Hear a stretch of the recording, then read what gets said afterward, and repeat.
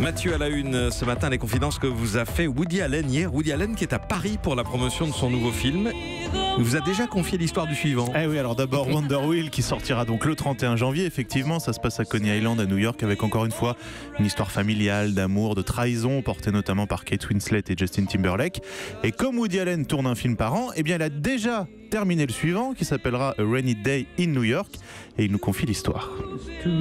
Ça parle de deux jeunes gens qui arrivent à New York, ils veulent passer un week-end et puis le temps va être mauvais, la météo va amener de la pluie. Ils vont se retrouver dans une série d'aventures qui, j'espère, seront drôles et romantiques. C'est avec Elle Fanning. Je fais les films et je me dis que les films vont être géniaux et en fait la plupart ils sont jamais géniaux. Voilà, Rainy Day in New York qui sortira donc en 2019. En attendant, vous aurez Wonder Wheel le 31 janvier 2018. Il s'arrête pas, Woody Allen. Il a passé les 80 ans. Oui. Hein. Ah, oui. Nouveau film de Bertrand. Oui.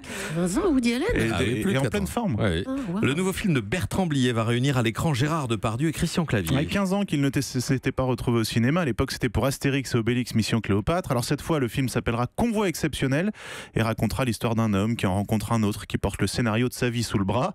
Édouard Baird sera également au casting, tournage prochainement. Et puisqu'on parle cinéma, je vous signale que la 71e édition du Festival de Cannes aura lieu du 8 au 19 mai. Désormais, il commencera donc un mardi pour se terminer un samedi soir au lieu du dimanche.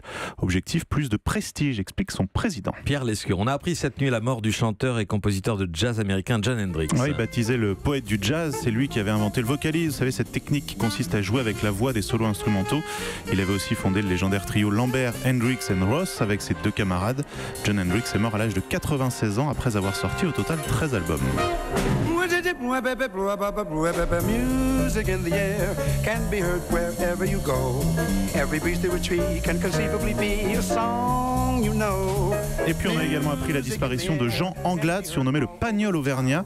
Lui avait publié une centaine de livres vendus à des millions d'exemplaires comme La foi et la montagne ou Le temps et la paille. Jean Anglade avait 102 ans. La RATP fête ce soir les 20 ans des musiciens du métro à l'Olympia. Avec sur scène 5 artistes qui jouent dans le métro et qui retrouveront M que l'on entend, Tété ou Oxmo Puccino, parrain de l'opération.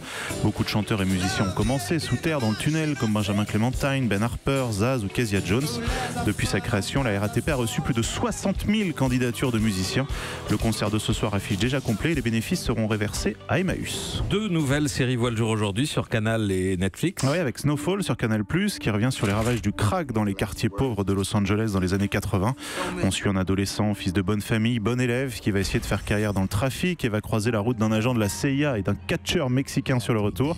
Et sur Netflix, c'est She Gonna Have It, disponible dès aujourd'hui, série de Spike Lee, adaptée de son film de 86 et qui suit Nola Darling à la vie sexuelle débridée puisqu'elle a 3 amants. Et puis Jean-Claude Carrière va recevoir ce matin le prix Alphonse Allais 2017. Pour l'ensemble de son œuvre, l'Académie Alphonse Allais remet ses prix littéraires à des personnalités douées pour leurs mots et leur esprit depuis 1954. L'année dernière, c'est Charlotte Rampling qui avait été distinguée. La cérémonie a lieu sur une péniche sur la Seine et 10 Alphonse Allais de l'absurde raisonné, ces joliments dits seront également remis. Merci à vous Mathieu Charrier.